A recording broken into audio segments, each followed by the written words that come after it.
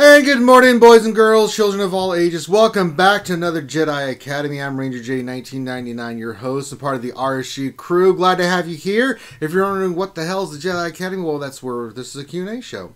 The way it works is we bring the best and the brightest of game changers and YouTubers together and sprinkle in a little bit of mental damage, which is known as RSG, and we scoop up your questions and answer them. The way it works is if you have a question, all you need to do is pop that question in the chat. Make sure you put question in front of your statement. If you don't, we will miss it. That's not on us. That's on you. So you have been warned. Don't come back later saying, you didn't answer my question. Did you put question in front of your statement? No. Well, then that's on you. And we will get those scooped up and get those read in the order. And sometimes we go out of order. Sometimes there's specific questions for people. But don't worry. We'll get to your questions. We always get to all the questions when we do this show. So... hey, welcome to the show, everybody in chat. Glad to have you here. Hope you're having a wonderful Saturday. It's going to be a busy day for us. Just some side notes real quick. Just knock this crap out so we can get going. Of course, hit the thumbs up on the video. Stop what you're doing right now. Hit the thumbs up. Subscribe if you haven't. We do a lot of live streaming like this. So if you like the content, please hit the subscribe button. Check out our Patreon, and we'll cover the ACS stuff. We're raising money for the American Cancer Society. So if you want to check that out on our Tiltify campaign and other things, we'll get to that at the end of the stream. An additional note. Right after this stream, I'm going to be streaming my Grand Arena Final. You guys love this content. You love seeing the different matchups. You love seeing how it works, the defenses, the offenses, especially for 3v3. That being said, we're going to do this right afterwards. We'll have the panel on with me. We're going to go through the teams. We're going to try to win. It's not about me winning or losing. Again, we do this so you guys can see the different counters and stuff. If I win, great. If I don't win, I don't care. I really don't. But I do care about what you guys can see, what works and doesn't work, so you guys can go forward and win. And that's all that matters. So we'll do that after the Jedi Academy. That being said, let's introduce the wonderful panel. First, I have to introduce my heterosexual life mate, partner, who I can never get rid of, not even through divorce. The one and only Dr. Finn, the Troll Extraordinaire Medicine Woman. Good morning and afternoon and evening to all you people out there. Right? It's all over the place. You know, there are people in different time zones. You're not wrong there, Dr. Finn. Fine. Yeah, speaking of someone in a different time zone, we have the one and only Michael Hunt from England. Good afternoon. See, afternoon. See, right there, afternoon. Yep. We're over here having our eggs and coffee, and he's already eating a second breakfast. I always feel slightly like Doctor Who talking to you in the past. That's right. It's strange, you know. Also joining us from Warrior Presents, Scissorman Warrior. He has so many names, but we all know him just as good old Warrior. Warrior's here. What is going on, everybody? What's going on, Warrior? And then last but not least, she's the master of the light side, the light in our darkness, because I am so dark I pee oil. The one and only Jedi Master Adastra. Good morning. Good. And that was an interesting description of yourself there. Well, I'm evil. When I walk in the room, people they prostrate themselves and have a convulsion because I'm evil. I'm evil, lady. Adastra. I'm so. He's not lying. I experienced it firsthand. Yeah. Just saying. Yeah. I force lightning people all the time just because I can. Or choke. You know, I'm an equal opportunity evil butthole. All right, so go ahead and get your questions in. We're going to start answering that. What's been going on? We always start this by just getting the discussion going on what's been going on this week. Just territory wars, the end of the Grievous thing. 3v3 has been going on. We've been getting a ton of questions on that. A side note, my guild MC will be facing the Wolfpack today in Territory Wars. It is. Are you ready? Are you ready? I know I got my heavy hitters. I don't know about you guys. Let's see. I got Felix. I got Zyla Takedown. There's me. I've got a whole bunch of RSG crew. MJ. So, more of the question, are y'all ready? But I wish we had faced you guys in the vanilla one. See, it's just when they do this stuff like with Geonosians and stuff, it's not getting. I was just gonna say, these bonuses just change the dynamics. It's not. It doesn't feel like a real win. Like when we're facing one another, it's like you're best against our best. But it's not because there's all these dynamics in there. It's like, okay, we won, but did we really beat them if we, so I wish it had been a vanilla one, because I think we would have had more fun really strategizing. But this Geonosis thing is really throwing. Well, this is fun though too. These bonuses. It is, but it takes an interesting element. Like, how often do you get to use these kind of characters? I wish we didn't have to. I hate the Geonosis. You've got to say kudos to CG for like, how on earth are we going to get the community to gear Geonosians more than they have? I know. How are we going to get them to do anything with Poggle?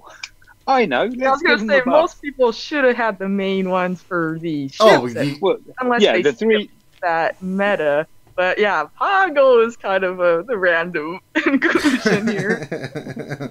Well, the older players, and I'm sure, War, back in the day, it was the beginning meta. You had Poggle with Poe. Just soldier. It was whoever had the fastest Poe. Right. So, there you go. Jesus, oh my God. With HK-47. Jesus. The only way to survive it is to put a Dooku lead, so you get the counter because they were squishy, and the evasion to survive. And then it would be RNG would go against you. Oh God, exactly. That's why you see a lot of older players that have Poggle and Geo Soldier and stuff, and then Sunfac as well, because Sunfac, when he first came out, he was meta. He was the best tank in the game. 6 months, he was the best tank in the game. He's still a good one too, actually.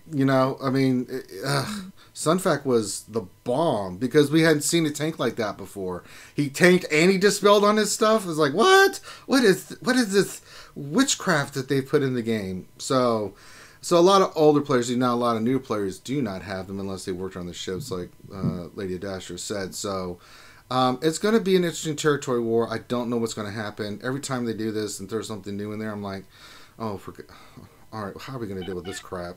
Especially with that ability, what is it, artillery strike? It's like, what? Wait, what is this? What do you mean he kills a character? What? No. So, I don't know. We're still dealing with the Grievous stuff. The big thing, let's just be real. The upcoming Revan rumors. I mean, Triple Zeta Gamguard. Well, I'm sorry, Mr. Piggy.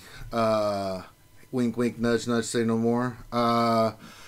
It's totally not. It's not a placeholder. It really is just him. That would make me quit the game immediately. I'm not gonna lie. If they were like, y'all have lost your damn minds. That would be a curveball. It would be a curveball. I'd be like, I'm done. Like, I can go play Anakin more in Battlefront. Oh God. But the question is, we know he's coming, and we just don't know when he's coming. There's rumors that it's going to be next week. It's rumored to be on the 20th because there's 2 legendaries in between those 2 weeks when we looked at the calendar. What do you guys think? When do you think this Revan's coming? Yeah, that's been the popular estimate, the 20th. I mean, Tuesday.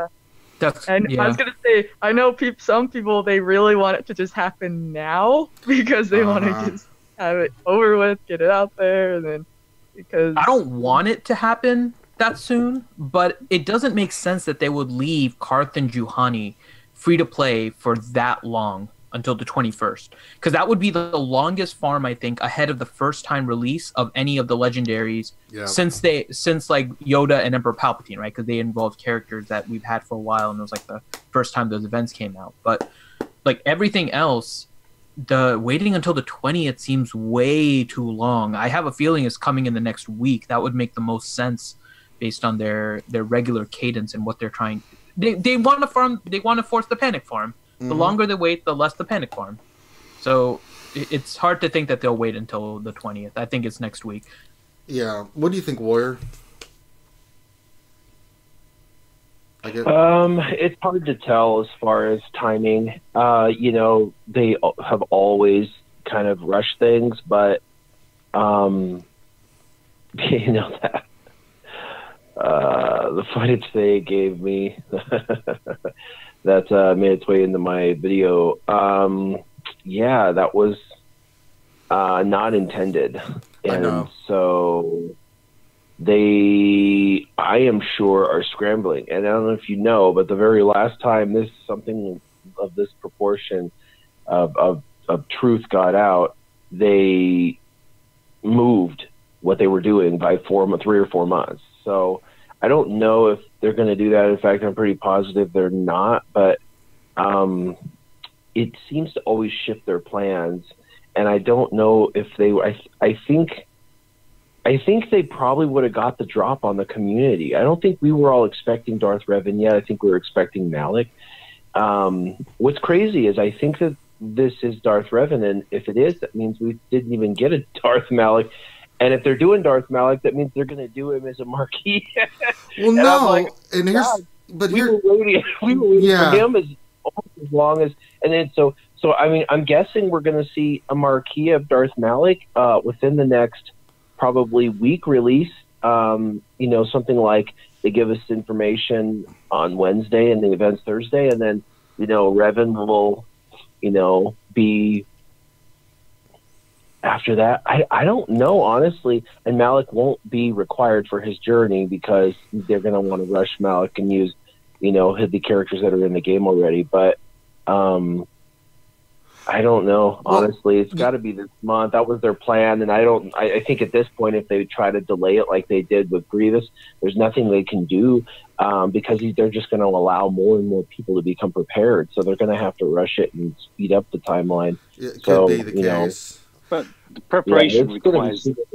Yeah, but here's the thing: is the reason this kind of makes sense for me for Malik, because I thought Malik would come in first, just because I didn't think they would do Darth Revan. But I went back and thought about and looked at the story arc of Revan. Right, Malik is the big baddie at the end, right? So you go on this journey, and it's because you're, you know, even with falling back, all that stuff, it leads to Malik. So I don't know how they're going to introduce Malik. It may be a marquee. I don't think so. I think it's going to be another character. I think it's going to be a legendary, not a journey, but I think it's going to be a legendary character, right? Which you'll need all the it's going to be a hard one where you need all the Old Republic guys, you know, Gear 12 and that kind of crap like we did with Chewie and stuff, because he's going to be the big bad dude that you got to take out to end this part of the Old Republic, the Knights of the Old Republic storyline. So that one didn't throw me off as much. I just didn't think we were going to get Revan this soon. I mean, how long has Jedi Knight Revan been out? Like, since, what, last year? And not even, like, he came out, what, October of... It's been 4 months. Yeah, so, I mean, that doesn't say that Darth Revan's going to be, like, meta. I mean, he's going to have 3 Zetas. I mean, good God. I mean, he's going to be really good, but... Will it take over Jedi Knight Revan? I would think so, but we don't know. So there's a lot of questions. But to see them putting him in this fast, woo! What do you reckon? It'll be 60-40, 100% Revan meta. 60% light side, 40% dark side, or something like that. It'll be the light people that have light side Revan and those that don't have the Darth Revan. That's the only way I see the meta going, with what new characters are going to be part of that. And just because HK-47, I've been telling people, is in that footage, doesn't mean he'll be a part of it. Because when Revan came out, the thought was maybe the Old Republic would be the characters alongside him. But then when you saw that Jedi tag, it was like, no, it's Jedi.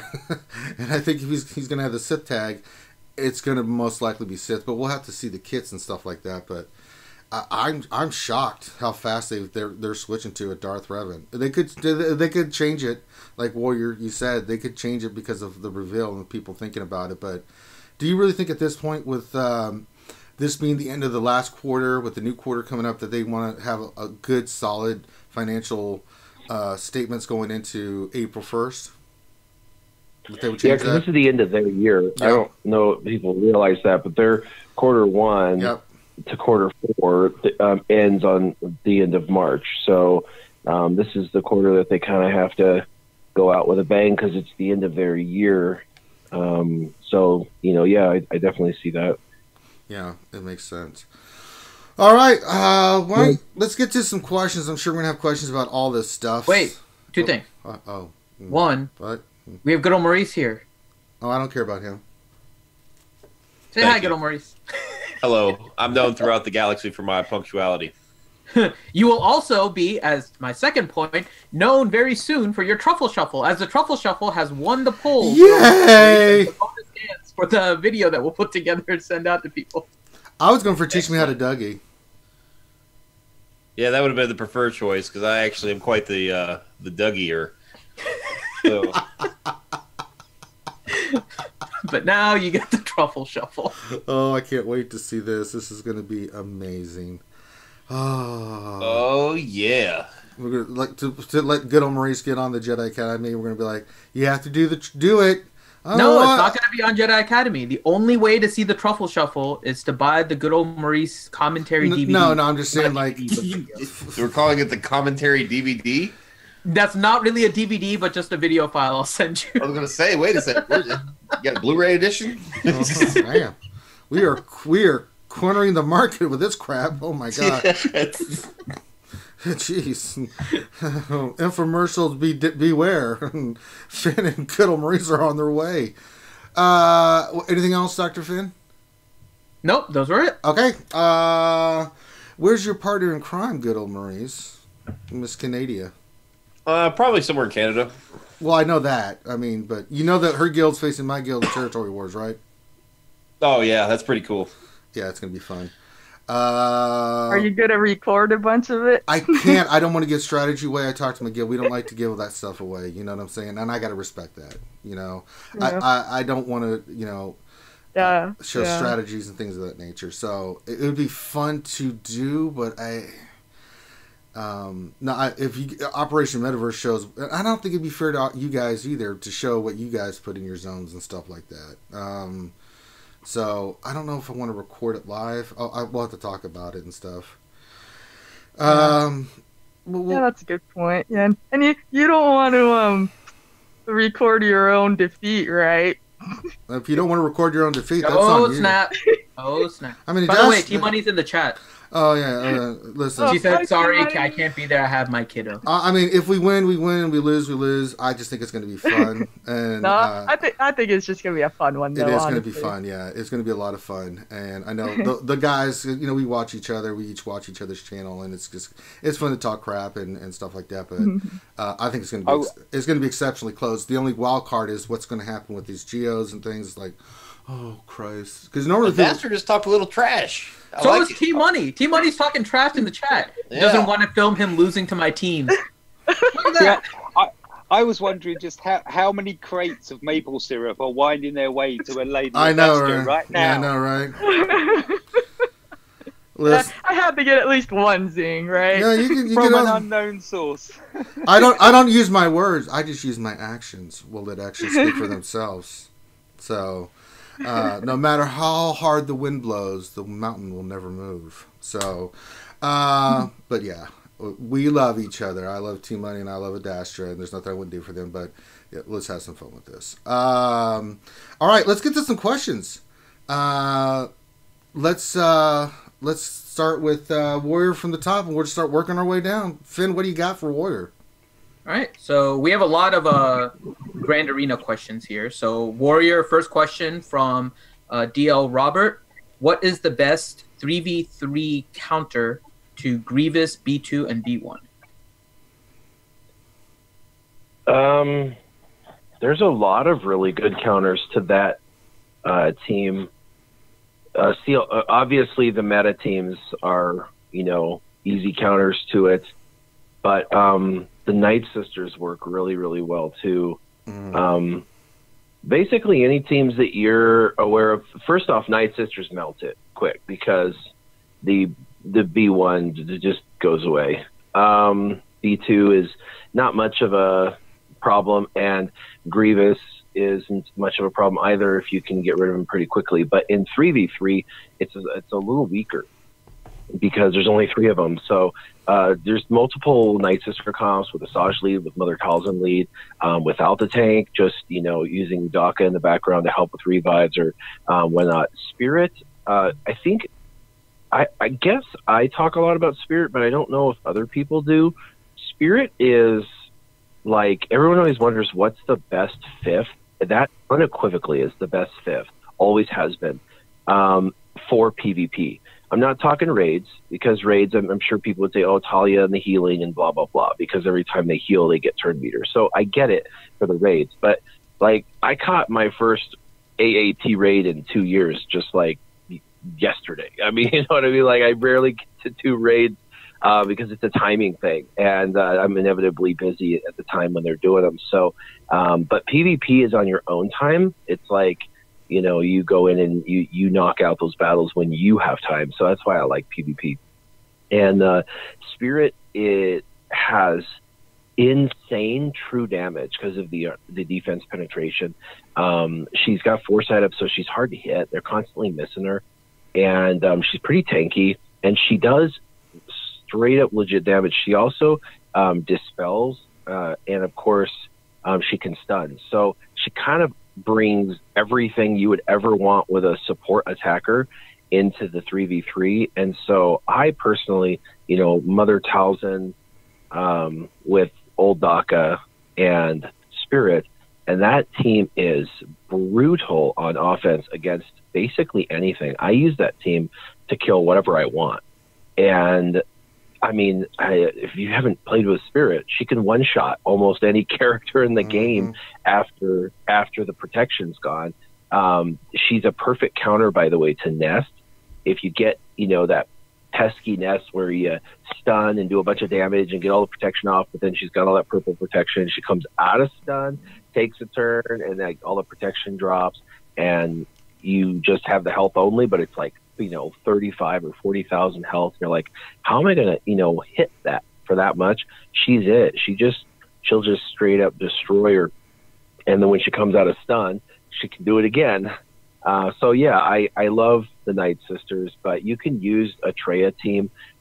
One team that a lot of people I don't see using in like a lot of the conversations that I'm seeing for Traya is I see them using the Triumvirate on defense or offense. I don't do that. I split the Triumvirate up. I actually suggest Traya with Nihilus with Dark Side Bastila, because it's just really good control with Bastila, with all the stunning and stuff and the shocks. So, and then I like to actually use my Scion with Sith. And I like to use it with Dooku because, you know, nobody wants to deal with Scion. And then, you know, you can either add a second tank or you can add another attacker or something like that. So it's kind of fun to split them up. But I'm getting totally off topic. I'm starting to really enjoy. I was just waiting. I was just Warrior, I was going to say, so let's talk about your. I gotta be honest, Warrior, let's talk about your feelings, Warrior, about Grand Arena. Let's really delve in there. I mean, what emotions? Honestly, I didn't like Grand Arena because the first 2 times I got paired up with Grand Arena, I was totally and completely outclassed, outmatched by someone with mods that were just stupidly way more than me. And I was like, this is, I mean, great, we've each got 5 million GP, but like he's got 480 speed secondaries that are over 15. I have 100, 110. You know, it's just he's got literally enough speed to make everybody 30 to 80 speed faster than me on every B team. Not even every A team, just even every B team. So I didn't like it. But the last 2 Grand Arenas I have had, everyone I've gone against has been with modding almost an identical replica of me, and it's been really fun to be able to participate in and have it be actual close matches where I have to strategize and stuff, where it's not just like, oh, you're going and you're losing for sure, because everything's going, especially 3v3, because speed becomes even more critical. So I'm loving it. That team, the Grievous team, is not that good. Actually, I use my Grievous team, B2, B1, and Grievous on offense. And it works well on offense as a B team. It's not really a good A team at all. I don't know why everyone says it's hard to beat, because any major team can beat it. I played through it yesterday with the B team. It was like, in fact, Imperial Troopers, really fast Imperial Troopers, zip through it so fast, really fast, that it's actually quite sad, because they're constantly regenerating their protection. So. And the thing is there's no, Grievous brings the only stun. So he's the only control piece in the entire group. So the only person that you got to kind of, worry about is Grievous. So, if you were to take in Thrawn as your lead and do an Empire team with Thrawn lead, you destroy him too. So there's just too many basically A and B squads that are out there already. That 3v3, it's not that good a team. All right. I'm going through these. What is Team Money saying? So before we go to the next question, she would like you to give a shout out to her kiddo Bodhi. Oh. Okay. You can do it in the voice of Mickey. Ha! Oh, what's this about Bodhi wanting a shout out? Well, I'm sorry you're up there in the frozen tundra of Canada.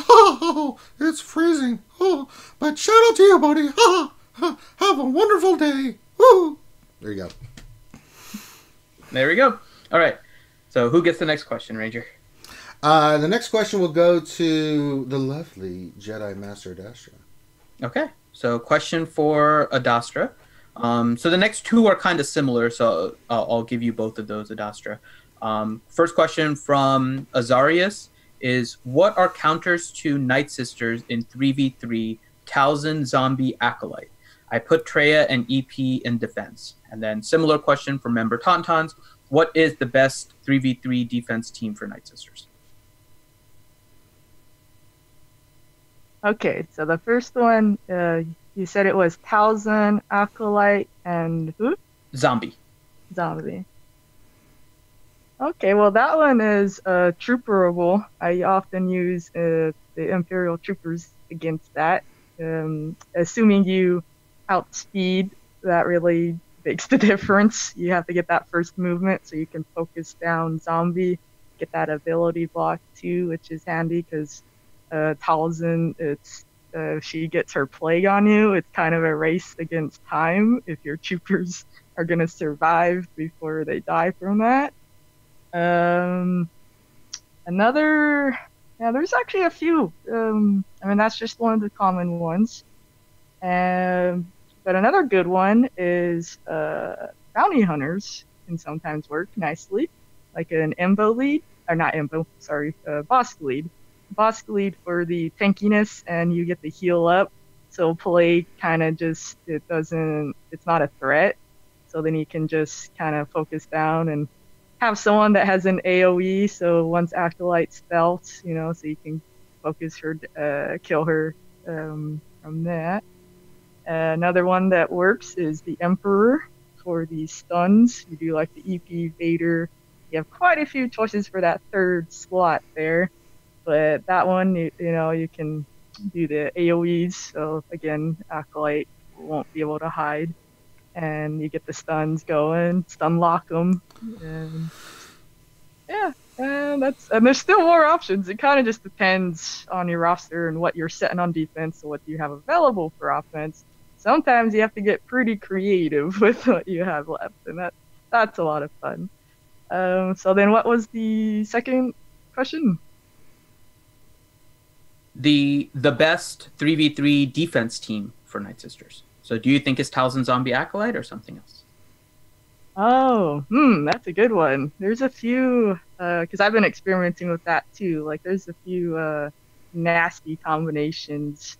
One I like setting is the Talzin, Spirit, and Daka.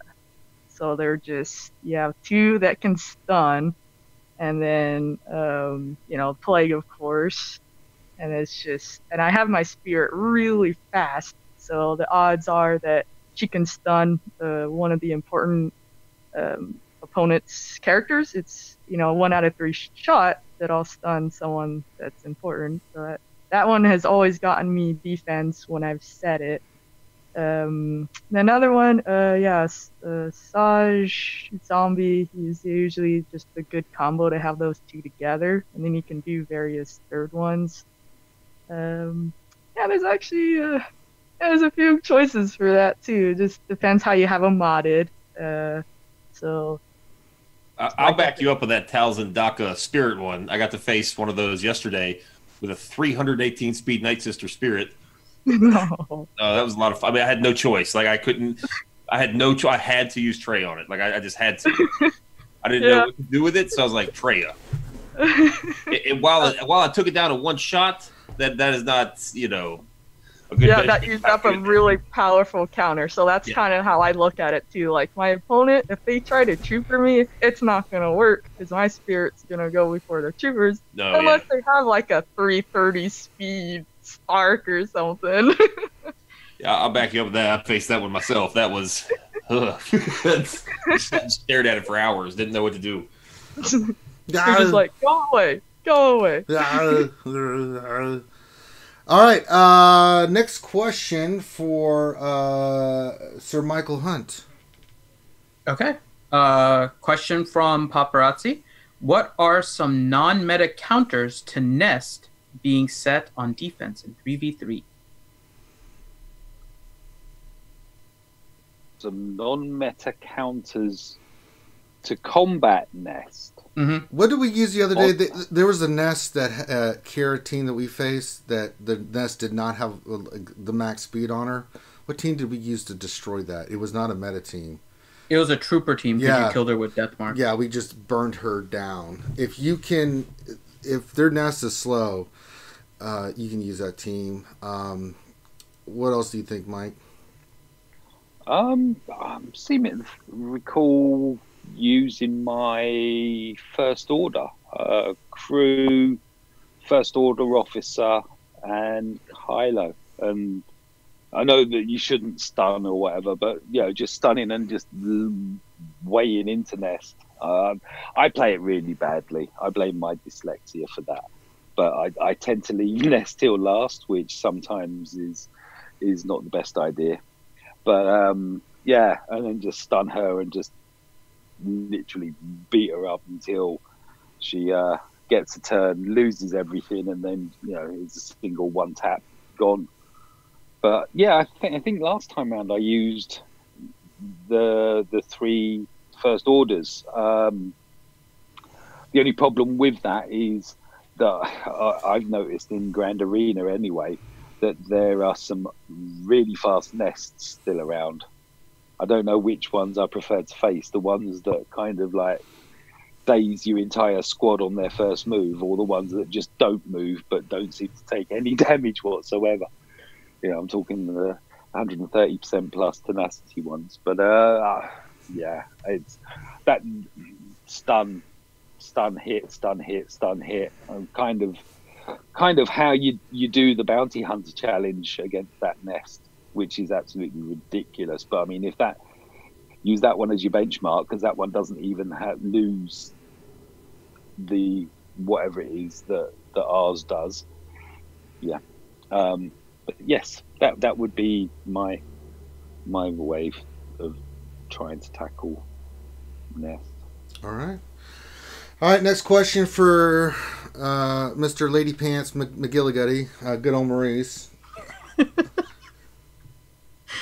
Really quick, I got to give a shout out to Kyrie. Pork, Kyrie. Oh no. She said pork, so I had to say pork back. Hi ho, Kermit the Frog here from Sesame Street News.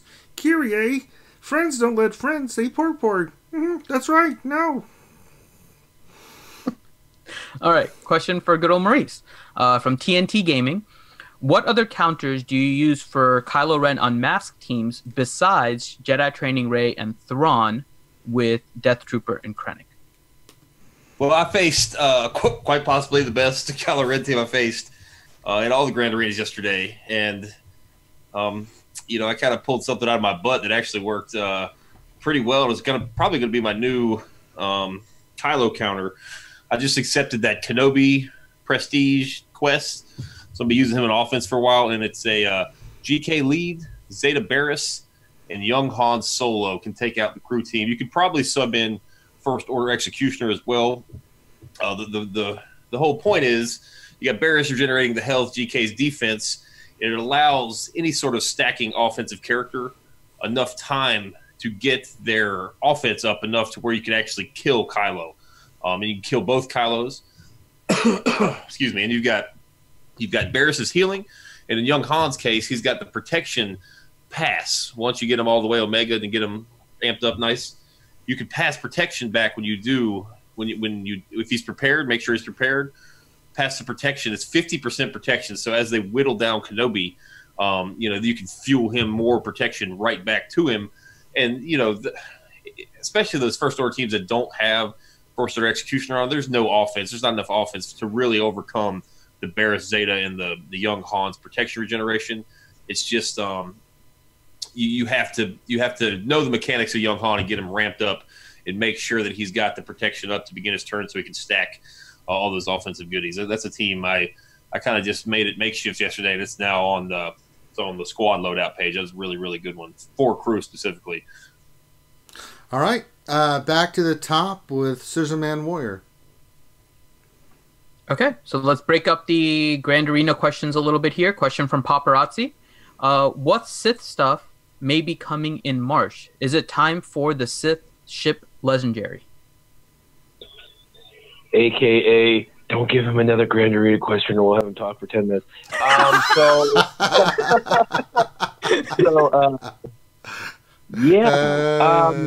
it's time for the Sith to rise. So I would love to see a capital.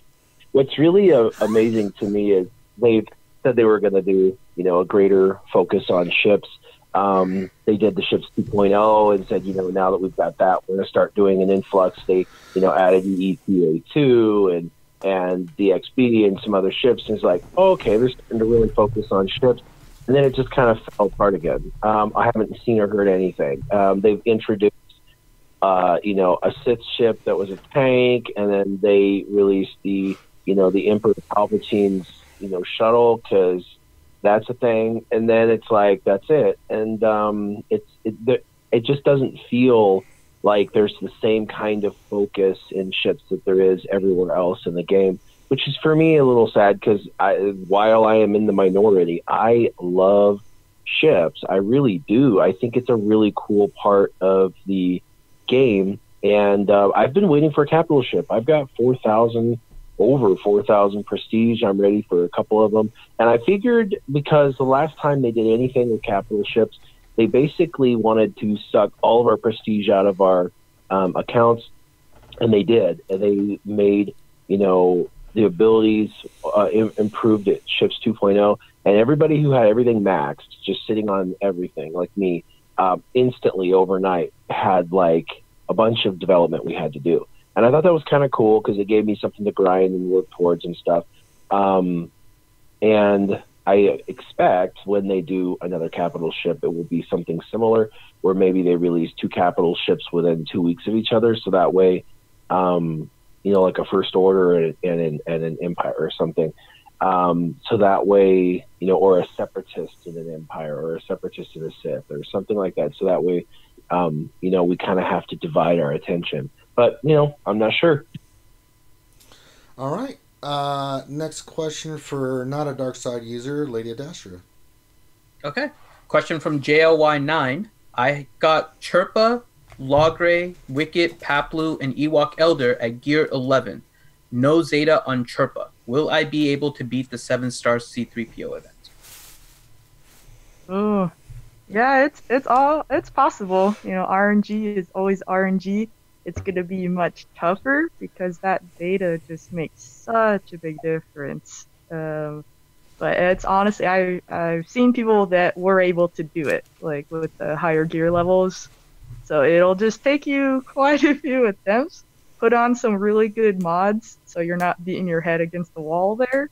And it's, I mean, if you have the spare Zetas, it's actually not a bad one to give if you're competitive, because it's really useful in like Grand Arena. Like I never had any Zetas on my Ewoks until that event too, and I'd been meaning to. But anyways, yeah, it's possible. I mean, it's not going to be easy, because it's just that the 7-star tier, it's pretty difficult. But just like I said, just put on some awesome Zetas. There's actually a good Ewok guide out there if you need some pointers. I think there was one on Reddit at one point too. And you just good luck. I hope you can hope you do it. I did it without the Zetas. All Gear 11, 5 Gear 11 Ewoks without the Zetas. If I have any advice for you, do not do it. How many attempts How many attempts did it take? That's what. Do not try it in one sitting, and go ahead and plan on literally 60 to 300 attempts to get it done. It's tough. But but yeah. But it's possible. See, it's just gonna take, unless you're really lucky, an RNG smiles on you and gets it done in like those first couple of tries. Yeah, if you're not a patient person or you don't have much time to play the game, then Zeta's probably gonna be your best friend if you really want C-3PO. Or you'll need a montage. Yes, I've created quite a few of those in my day going after these events.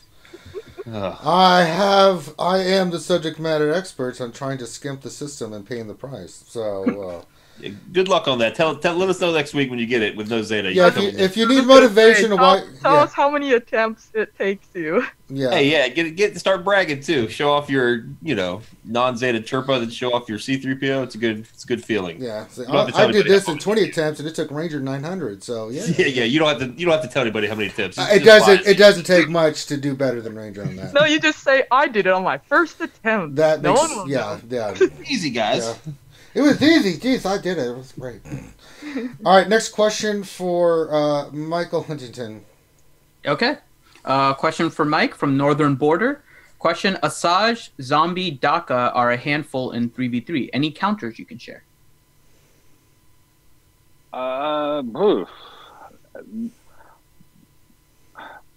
Imperial troopers with Death Trooper. That's going to throw all their cooldowns back by one, get rid of the taunt and the stealth. That kind of route. No stealth. It's Asajj, Zombie, and Daka. No Acolyte. Okay. All right. Asajj, Daka. Right. Yeah. So that would be one. Actually, two, really, isn't it? Because you do the focus fire as well. That option. It's more a case of what else you're facing, isn't it? I mean, that's the dilemma I always have in Grand Arena. It's like, when do you throw in? Because one of the best ones I would go for would be Bastilla Lead Jedi. So kind of like Bastilla and the two Yodas or something, just to go that route. So you've got the heal and everything going on as well. Yeah, who else? Bounty hunters. I mean, bounty hunters eat Nightsisters for breakfast. So that would probably be the best one. But again, it's whether you have them, because bounty hunters are so good. I mean, a lot of people, and I include myself in this, put a Bosk lead bounty hunter in defense, because they're going to have to use something good to put it down normally. But yeah, something like that. So what else we got? I mean, we got so many, I suppose. All right. Next question for Dance Machine Good Old Maurice. Okay. Question from Ziglet. Have they ever dropped a new legendary or journey character on top of a scheduled legendary or journey besides Jedi Training Rey with BB-8 and CLS with R2? I don't think so, but I mean, if one of you guys remember that not to be the case, please speak up. I don't think so. It's usually like when they announce a new legendary or new like Hero's Journey event, everyone scrambles over to the gaming fan site and looks at the event schedule, and they usually try to predict it with there being like a gap in the schedule. I don't think so. So I mean, if you open up the schedule, I think you guys did it on RSG Wednesday. Was it the 21st? The 20th. Yeah. When there's a small gap. I don't know if you were here at the beginning, good old Maurice, when we were talking about it, but we were trying to figure out the timeline for when Darth Revan, who we're now suspecting is the character, is going to come. And the timeline of waiting until the 21st seems really long. It provides a lot of time for farming of Carth and Juhani, right? So we're thinking it's coming maybe sooner than that, but we have legendaries stacked up starting the 7th. And so I think that's where the question is stemming. Like, do you think Revan is going to be coming before that, or do you think they will wait until the 21st? I think it's going to be the 21st at the latest. I'm kind of with you, because I mean, I haven't been power. I mean, I've been refreshing the node once on ships and twice in the Juani node, and I've already got them both, 5-star Juanis halfway to 6. So if they give us 3 more weeks, there's a high chance that I can get this new Hero's Journey character at the end of their fiscal year for free. Just be spending my arena crystals every day. So yeah, I think 3 weeks is too long. I'm kind of with you on that, but hopefully, I hope so. I don't think they'll get the purchases through the gearing though. I mean, we've had so much new content come through that requires such a high amount of top end gear. Yeah, but I mean, that's the Jedi Knight Revan event. Like, you could literally use a couple Gear 5 characters in there. Like, it was super, super easy. That is a twist. Like, if they do wait until the 21st, that's a twist they could do. Like the Chewbacca in the C-3PO event. You have to have Gear 11 characters, probably a couple of Zetas to really get it done. And that is something. Oh, that'd be. Ugh. I do not want to gear Juani. All right. Back to the top to Warrior. Okay. Question from Sith Lord 72. What's the best team composition for Geo Soldier, Geo Spy, and Sunfac for offense on Territory War? I don't have Poggle, but these 3 Geos are Gear 12. Thanks, and always enjoy your streams. Okay, well, there's a lot of different options, but basically with the way their kind of thing is working, you want them to do as many specials as possible. So you want them to take as many actions as possible. So what are some leads that you can throw in there that give them turn meter and stuff? And the question or the answer for that, a good one would be Captain Phasma, because she can speed that team up. That's kind of her whole focus. So that's a great lead that you can throw in there.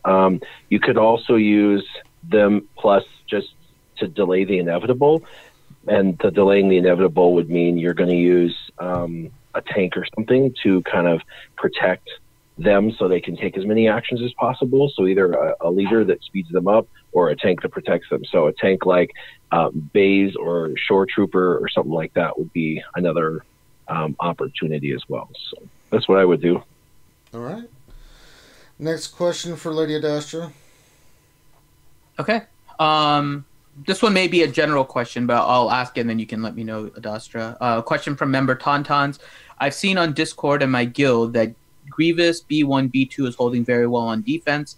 I'm hearing you have to use an A+ team against it. Has anyone gone up against Grievous in Grand Arena yet? I actually haven't faced it myself yet. All of my opponents never even had that team like geared up or even starred up, so I never encountered it on defense yet.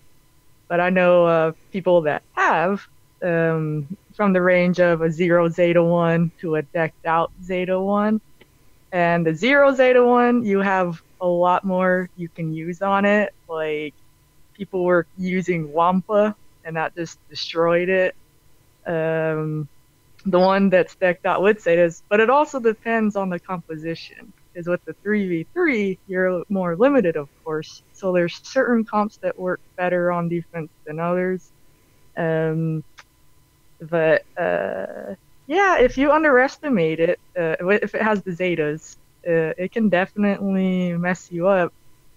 Like, people would have to use like CLS to just destroy it, but anything like that, like a counterattack, so CLS, the counterattacks will murder it, and then that's why Wampa is so good, and he can, so yeah, I wish I had more for you, but it's so few people have fought it, actually, or have been setting it on defense. A lot of people are using it for offense. So if anyone else wants to chime in, on the panel that's faced it. I was anticipating you saying, and I'm a gun die. I know, I want to. I'm waiting for my opportunity, but none of my opponents have it yet. So I'm like, Ben, Koth, and Ugnaught. There you go, right there. Just saying. Like, I want to test, Emo Gandhi, Koth, and then like a third in there, just to see if they can do it. Either a Java or Mr. Fugly. It's a slow team. You can get out in front. It's very, very important to check. Like if you Wampa's a great suggestion, but be sure to check out the opposing B2. Like I have about 148% tenacity on my B2. My opponent, the last Grand Arena, had 154% tenacity. Good luck sticking the days on that, with Wampa. So do check that out. And McBowl actually suggested that in his video on the droids. It is a good modding video that he put out about a week and a half ago. And that was a good tip, the tenacity, just because you will get the stacking potency from Grievous, so you don't really need the potency on him like you have in the past 2 years on him. So check that. It's very slow. You do have characters like Chopper that will, I think they have an unresistible stun, and you can put a little speed on Chopper and perhaps get him out fast. There's no pre-taunt on that team. You can stun Grievous, and the stun that Chopper has doesn't deal any physical damage, so it won't trigger B2. That's a character a lot of people have if you have Thrawn. You don't need a good gear Chopper. He's a good tool against Grievous that you're probably not using anywhere else. So, all right. Next question for Michelangelo Hunto. All right. Question from RSG Vormax. Is it weird that there are no events today? Yes. Yeah. I mean, it's kind of, we keep getting these lulls, don't we? Where we suddenly, we get thrown loads of stuff to do. Okay, so we don't have any events today, but what we do have is Territory War. We have the final round of Grand Arena, and chances are you'll have at least one raid that's waiting or in play at the moment. But even with all of that, we all look and think, oh, there's no events. What am I going to do? And it's like, hang on. Take a step back and look at just how much you are doing already. And I'm noticing. For me, sorry, I'm going slightly off topic here, but for me at the moment, it's Arena. Arena is becoming a real chore. I mean, they didn't want to do, what was it? They said they didn't want to do a dick move and give the community a counter for Revan, because a lot of the community were just getting their Revans, and therefore they wanted to give them their moment in the sun with Revan after working so hard to get it. And I understand that, but oh my, these battles take a long time. They do. And you have to manually play them because AI just does some weird stuff. Anyone else have, if you run Hermit Yoda or whatever, that he'll put that he's special onto like Jolie first of all, and you're like, what? Why? Why? But yeah, it's just that, isn't it? It's the fact that we we're running at 100 miles an hour at this game constantly, and when there's a lull, we're like the addicts that we are. Something's wrong. Something's wrong. Yeah. Where's my next fix? Where is it? It's like, no. Enjoy your Saturday. It's the end of the game. No events today. The game's ending. I feel like that's when we get Jedi Luke. That's the end of the game. That's like the highest point for Adastra right there. As soon as she gets Jedi Luke, it's like, yeah, I have nothing else for this game anymore. I'm done. All right, next question for good old Maurice. His initials really mean get out, man. All right.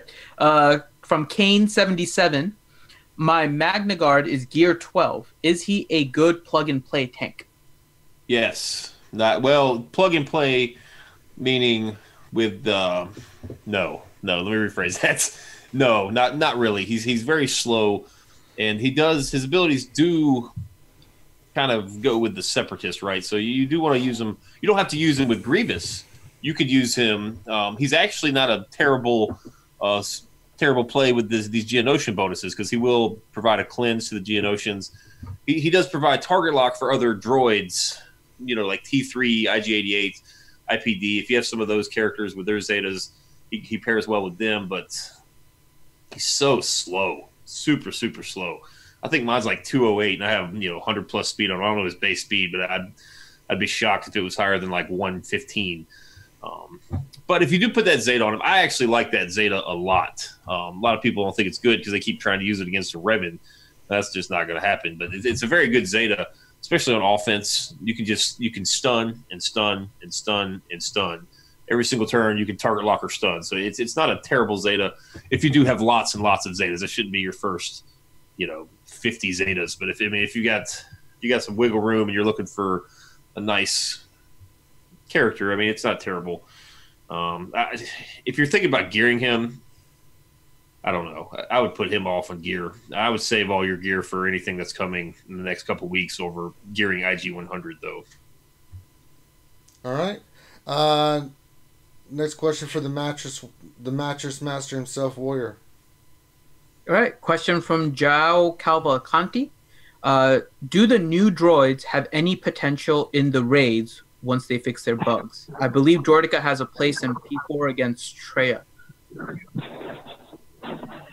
Well, I'm not the raid master by any standards. I rarely ever catch a raid, but I do, on a rare occasion, throw some teams in. But the droids were actually built for PvP and should do okay in raids, but their focus, at least with the notes that we got from the developers, they were not engineered for the raids. Some characters are like built specifically as a raid character, and then they do okay in arena kind of thing, and others are built for arena and do okay in raids. And I think the droids, there's going to be some sort of a few combinations that will inevitably work as a solid team, and get a few million here and a few million there. As far as having some like super awesome like 8 to 12 million team, I don't think that they're built for that, but I'm sure there's someone out there that's obsessively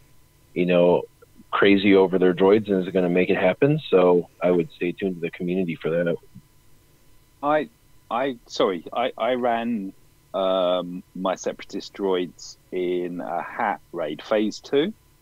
I didn't score very much. I scored 3 million, but over 2 million of that was Grievous. Grievous acts like a Wampa. He puts down the tank, the same as Wampa does. One hit, all the turrets and the tanks back down again.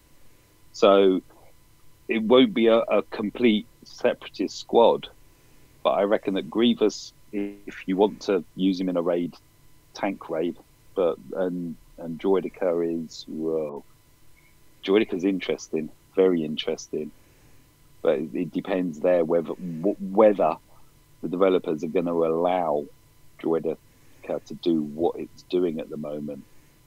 And I think we've all seen the phase 3 one hit on Traya. 43 million one shot. Yeah, yeah. So I mean, but personally, for the controversial possibly, but for the letdown on the Grievous rework, the misleading dev footage that was released to the community, and that, I think that's the least they can do is give us a tee it up, one hit, phase 3 done, let's move on. Yeah, Droidica will solo the heroic Sith. All right. Or maybe not. Next question for the general leading the clone forces in the Outer Rim, Jedi Master Nastra. Okay. So next question from RSG Vormax. Should CG or EA rework General Grievous to give him some bonuses versus Jedi so he could be somewhat meta? After all, he was known as a Jedi killer. No. No, I'm kidding. I don't think you are. I don't think you were. That was pretty I mean, yeah, I honestly succinct. thought that he would have, I was thinking he would be way more powerful for that reason, that you would have mix up the arena teams, because you always have Traya and Revan. So then it would have been neat to have a third team in there to have the, like a rock, paper, scissors kind of thing.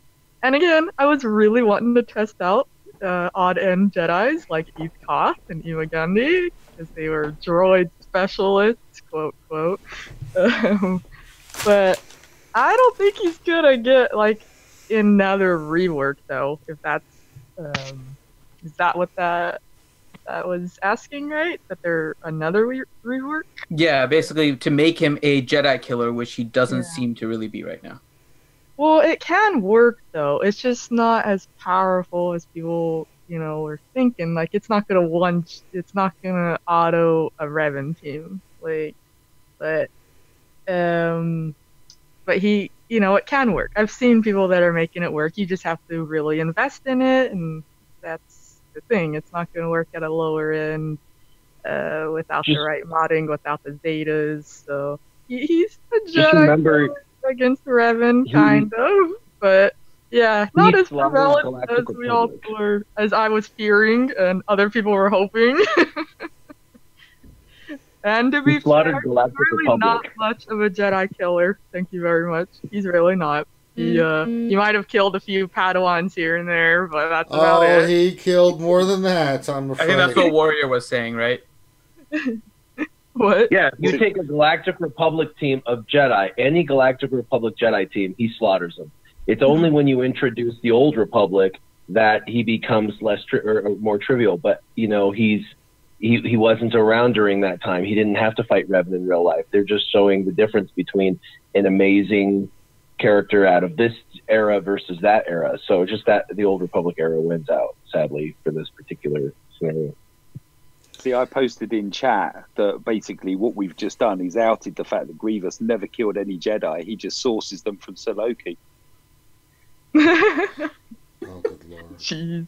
I'm just saying, build a team with Plo Koon and, Eth Koth and, Kit Fisto and go against Grievous and see how you do. Yeah, it's like, I'm waiting for that Grand Arena battle, or maybe I could just get one of my shardmates to throw their Grievous team in Arena, and I can do some fun battles against it. How far do you have to drop in Arena to find that sort of squad, though? I mean, no, some of my shardmates have that team. They just don't. I think the one of my shardmates, he tried it like once in Arena, and he's just like, nope, goes back to his Revan.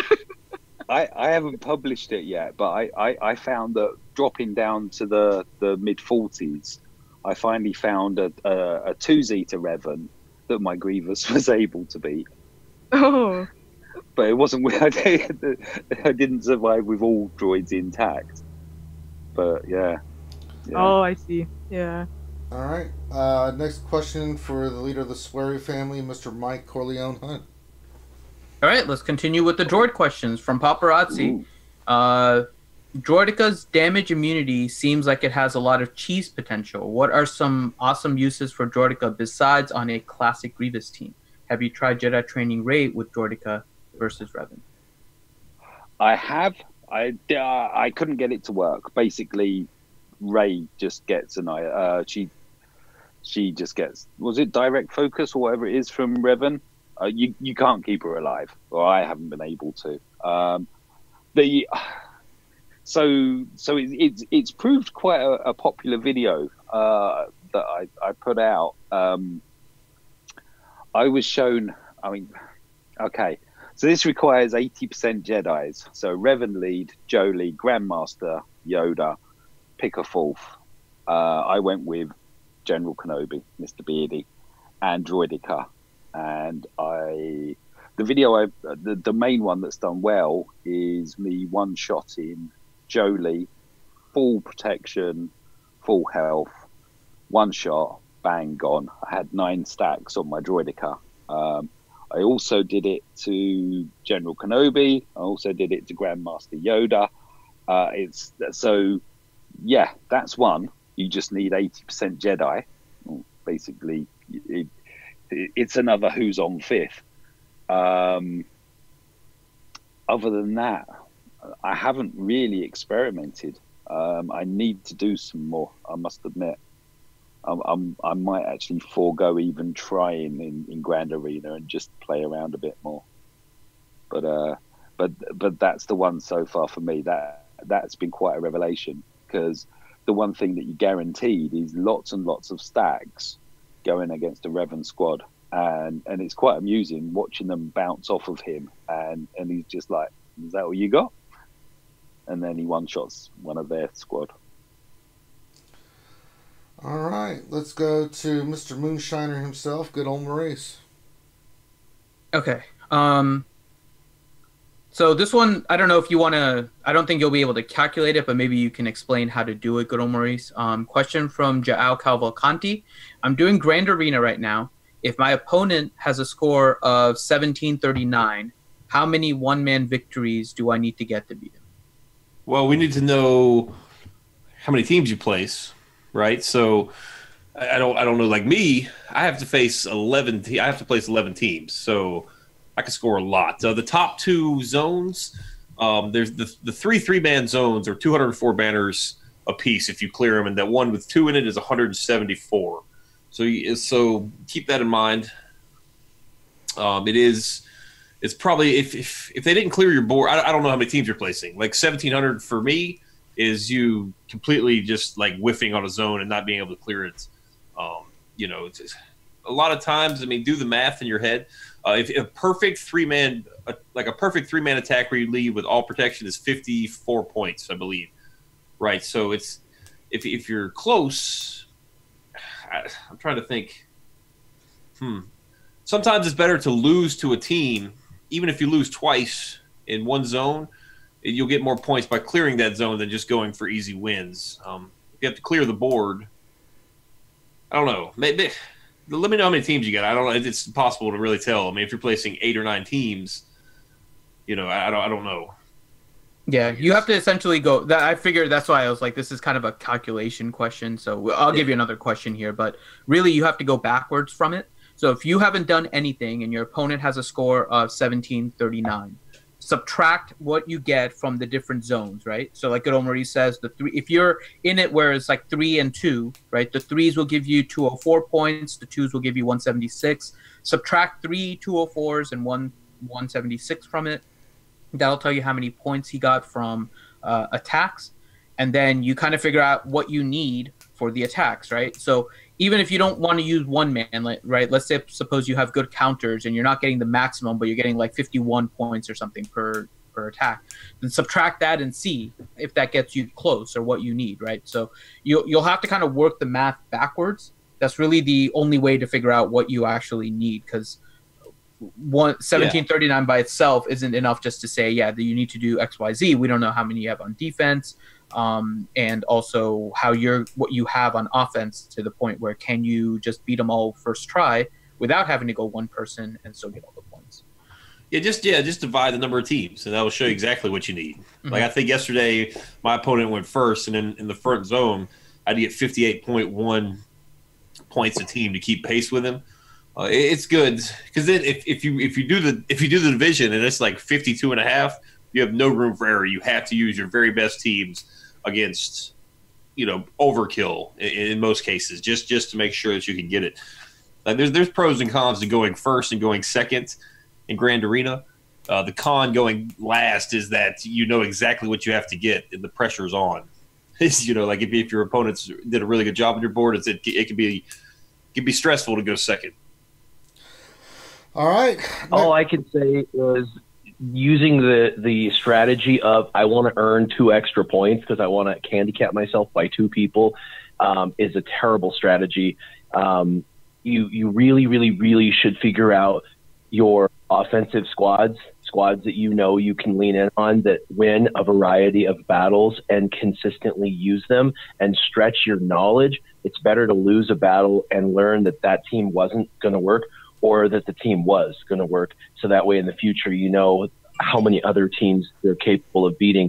You're not going to win or lose by potentially 2 points. If you go in with one person and you lose, you just lost 20 points. So you know what I mean? So it's better to take in a full squad and try to beat it properly and get your points than it is to possibly take in a team thinking you're going to earn 2 extra points or 4 extra, and then find out that you lost the battle and lost 22 points because of your attempt to make more. Steady progress is always going to be better in something like this. It always adds up. All right, next question back up top to Rocky Mountain Brood Warrior. All right, we will risk it again and give Warrior another Grand Arena question. Oh my god. Nathaniel Morgan, how do I beat a General Kenobi Xeris 5's team without Traya, CLS, or Jedi Training? Okay, so there's quite a few, but that team, if you can bring in a stunner, that's good because stuns are control for 5s or days. Just know that Xeris does cleanse that constantly, so it has to be someone that reapplies it constantly, such as Captain Han Solo, someone like that can, keep reapplying it for you. They need a healing immunity, so someone like Kylo Ren. And the thing is and there's a lot of characters that do healing immunity, but the thing is that you got to have a lot of damage. And so I know people that just take in Wampa because he just continues to stack damage, and he gets stronger and stronger. And so, he gets speed down put on him, but that's the only debuff on that team, really. So it's like not a big deal for him, and he'll just keep ramping it up. Just hit full auto, put Wampa in, go full auto with his days that he can reapply and stuff. He also, if you have a second Zeta, puts the healing immunity down, so he'll actually put the healing immunity on them. But any kind of character that stacks damage, I've got a really fun team I use. In fact, I am going to make a video on it. I've been meaning to do this for months, and it actually has no leader in 3v3. I just literally used the new Lando with the new young Han Solo with Vandor, Chewbacca, and I hit full auto. And there's about a half a dozen teams it can beat on full auto. And the reason is there's so much, prepared going around. Your guys can die. It's fine. They're going to die 100 times probably in this full auto. It doesn't really matter. They're just coming back to life because Vandor's back there like, wee, bringing them back. And my young Han is stacking damage. And by a minute 4, he's doing 65K to everybody, one-shotting the team. And that's damage you can't recover from. And I use this. It has no leader, and I use this all the time on teams. In fact, I'm going to tell you a team that's overpowered I beat it with. Yesterday, it was Bastila Shan, leader, Zated, of course, with all that redonkulous protection. A Jolie Bindo, of course, Zated, so he's going to bring everyone back to life. And then a Juhani, and Juhani taunts incessantly. And this team has no cleansers. So what happens is you put it on full auto, they go after Juhani, they constantly it takes like 2 minutes to get her bonus protection out. And then after that, bonus protection's gone, she goes stealth. And then you can start focusing on Jolie. Every 10 seconds, it goes back to Juhani, and then she goes under 100, and then you got to go back to Jolie, and then it goes back to Juhani, and it goes back to Jolie. But it's okay. You just have to keep refocusing on Jolie. And eventually they're like shooting, and Juhani gets hit down to like 3 health, and she freaks out, goes back to stealth, and you go over to Jolie, and he's got his full protection or full health, and boom, one shot, 65K, he's gone. Then you go back, and all of a sudden, boom, 65K, Juhani's gone, and then Bastila. And you can time out, which is why I tell people, to go full auto in this. But if you mod your characters correctly, you can do it in the 5 minutes. And that team, that Bastila team, a lot of people struggle with significantly because it is such a pass back and forth. It is such a difficult team to beat. By the way, that's a great defensive squad if anyone's wanting a good 3v3 squad. Juhani with Jolie with Bastila. Super irritating. But the team I just mentioned, they're so much prepared. They can go to town. They can go ham on your team, and you're never going to lose a character. Or if you do, they'll just be revived. And the damage stack on Han is amazing. Plus, Vandor Chewbacca actually hits hard as well when he's got that prepared. And so he can actually follow up the shot. And if it doesn't kill him, it cripples him. And then Vandor goes next. His next shot normally kills them. So if you've never used that team, think of me and go, yay, that's my new favorite team. Because there's a lot of those timeout teams.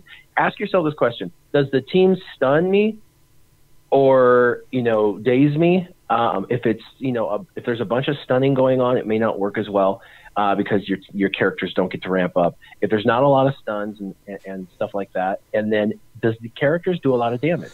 If you're going against a team that's more of a timeout team, then they're not a damage-oriented team, like the Bastila team I just mentioned, then that's a perfect team. They're never going to do enough damage fast enough to be able to kill your team, which is where you have the safety net of going forward.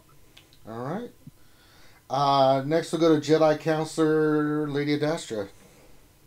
Okay. Next question is from What Else 73. Which is worse in Grand Arena, an opponent who beats you right away, or one that waits until the last minute to attack, so you sit around wondering what the heck for 24 hours? Yeah, I've experienced those. It's like a staring match that they're just waiting. Because sometimes I can't attack right away because of work and other stuff. So I actually like that if they move first, because then it gives you a goal. Or if they like really messed up on your teams, then you have breathing room. But if they one-shot all of your stuff, then you're like, oh crap, the pressure is on. So, but I prefer that, an opponent that doesn't wait forever, like they just out the gate, or in nice time frame they do their attacks. It's fun to see like how your teams do. Like I love trying out different combinations, so it's always a test. I keep track of everything. I have a a log. I keep track of all the teams I've ever set on defense. So then I just track their, like how did this do against this type of opponent, and but yeah, I think that's better. There are times, the opponent waiting forever, because then you're just constantly checking. You keep checking, like, okay, I put up a good number, but is it good enough? Is my opponent gonna attack? Are they gonna beat me? Or are they gonna get stuck? Like, it's so annoying, waiting, and so I like it when they actually move at a decent time. And then I'm always hoping I can catch them in the moment too, though. Like, I think that's a lot of fun. It's only happened once where I got to fight at the same time as my opponent. So that was cool, because you're like going back and forth. Like you see them attacking some, and then you attack one of their teams. So that was pretty fun. Like, I wish it could be like the time, like the same, if that makes sense, like the time zone or time like live, that you're doing it at the same time as your opponent. All right. Next question for Mike Teen Crumpets Hunt. Okay. Question is from Stonewall. What is the Magma team comp to beat Traya, and how do I mod Magma Trooper?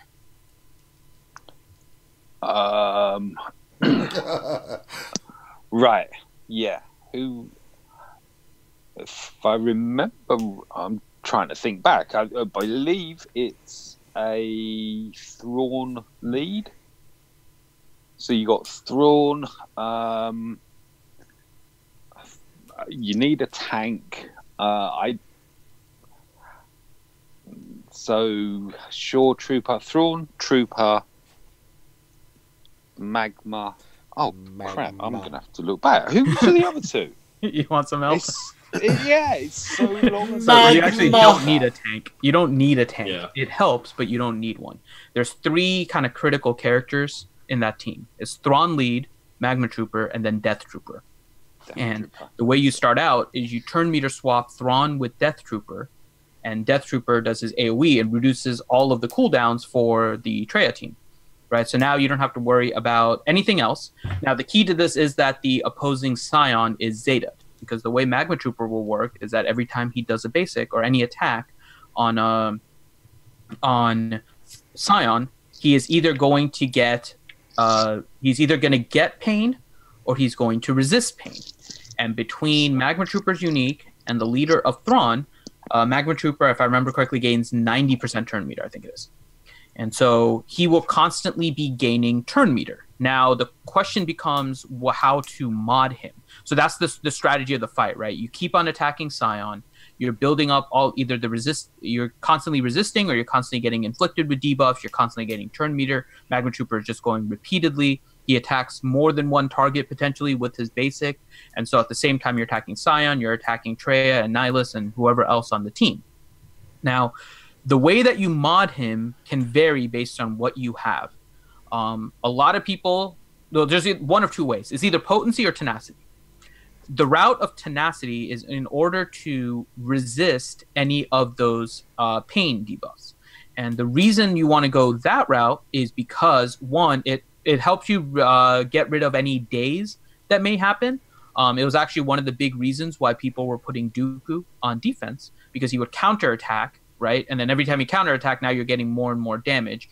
But if you can potentially resist the pain, then you're not getting attacked by any counterattacks, and you're not going to be attacking Scion kind of extra while losing extra life and not getting him the cooldown on his final ability. I can't remember the name of it now. I'm blanking on the name, but where he gets the second life, essentially. So that's the purpose of the resistance, or the tenacity, so you can resist the pain. The other way is potency, and the reason you go for potency is because his AoE reduces turn meter on the other entire team.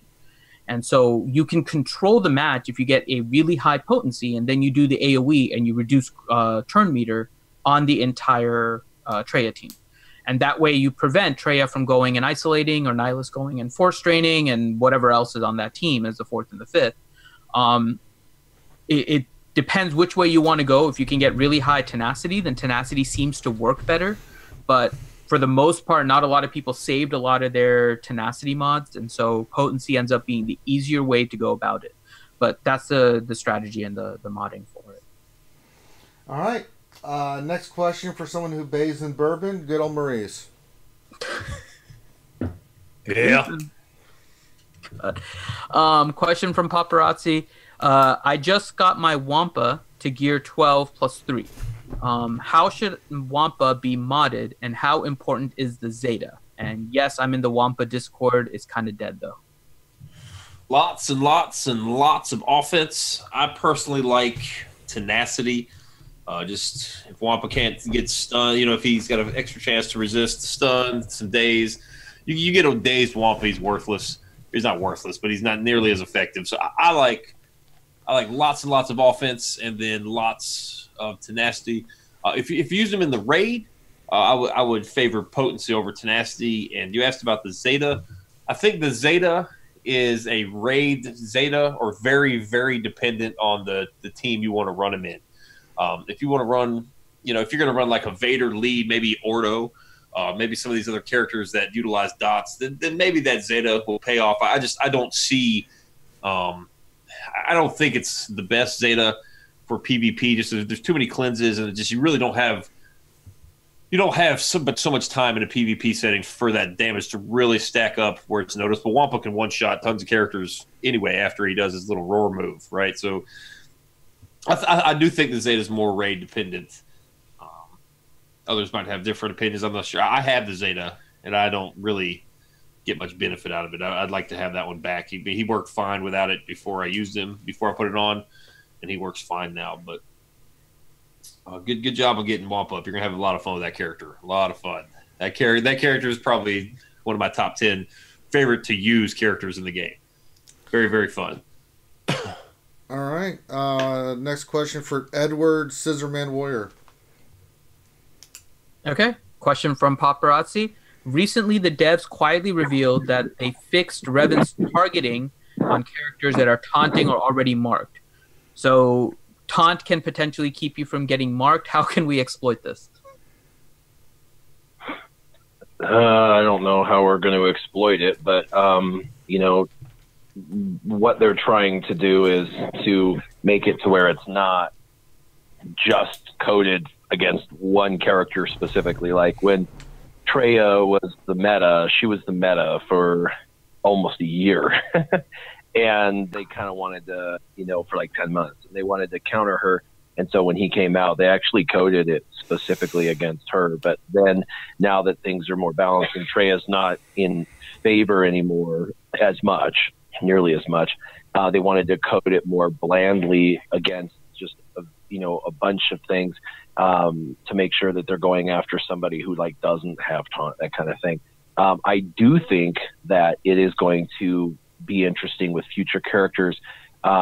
There's a lot of newer characters that Death Mark or Mark or happen to, if you like Canderous Ordo, if they're marked, Death Marked, whatever, he's got benefits. So it's one of those things. I'm sure once we start to see more of it in the game, we're going to start to see that interaction change a little bit, and that'll be interesting for sure to kind of play out. But to theorize in this very second an exploitation of the game, I don't have one. All right. Next question for Really a Great Jedi, Lady Adastra. Okay. Question from Mo Chenchi. What team would you like us to use in order to beat a Vander Stall team in 3v3?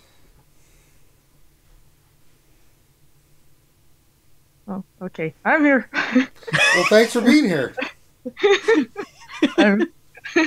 We appreciate that. Okay. It's Vander and who? So it's the Vander Stall team, and there's a couple of different combinations, but typically it's around Vandor Chewie and L3, and then Akira lead usually as a 3v3 team. Oh, okay. Yeah, there's a few different counters to that. I mean, again, it's based on what you have available for offense. That's always the thing of like trying to use what you have wisely. I mean. So like an easy one would be having Thrawn in there, because Thrawn, you just fracture L3, go to town on Vander, you win. Unless, let's see, what's a good one that doesn't have to use Thrawn? You can, you can use like an EP Vader. It's a little riskier because L3, the cleanse and stuff, you have to try to focus her down, and because AoEs, at least that'll keep Vander from getting prepared and whatnot. So that I've had success with that. Trying to think what else I faced that team a few times, but I usually I think I've usually used Thrawn for that reason, because it's a guaranteed easy win.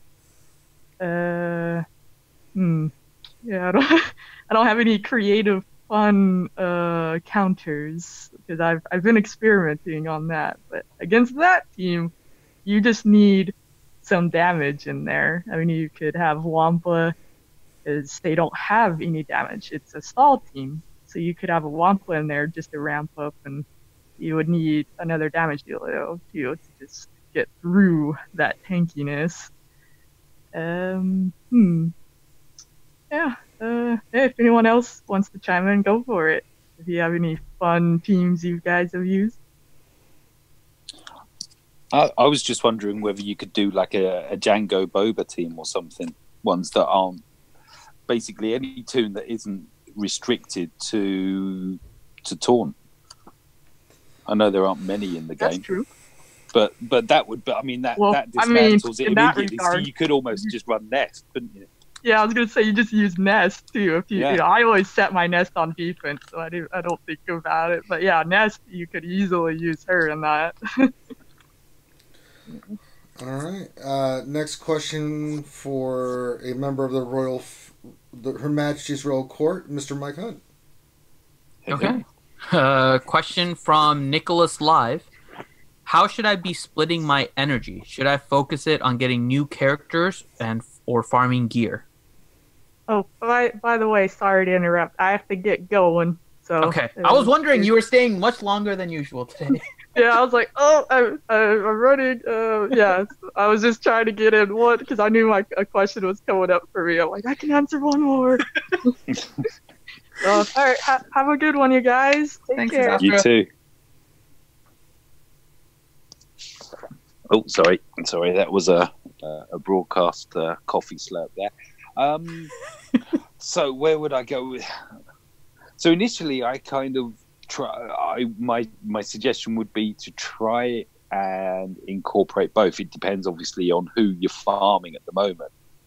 But I'm speaking now from my alt account, York, who's slowly, climbing and getting more characters.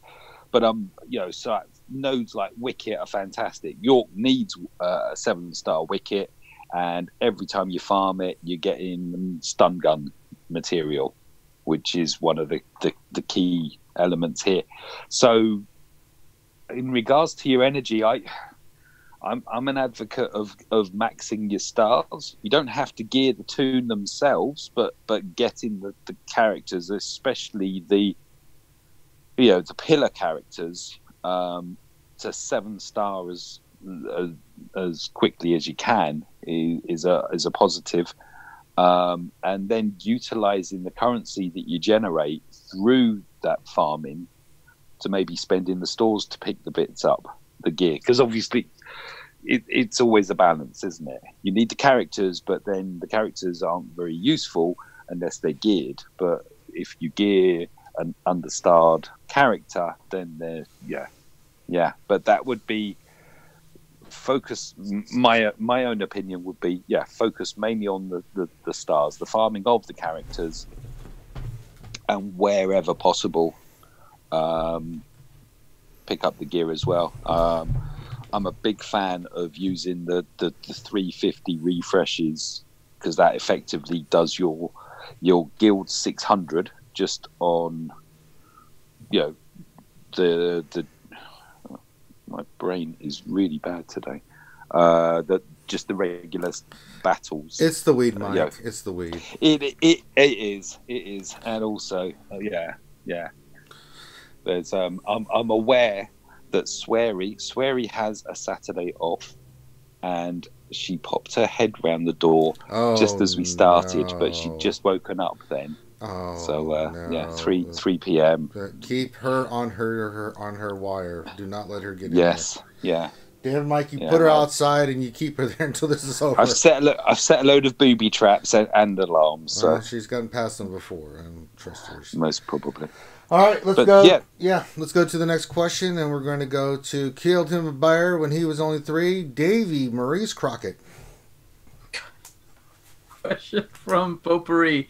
How do you use Range Trooper in 3v3, and not just the team composition, but also strategy?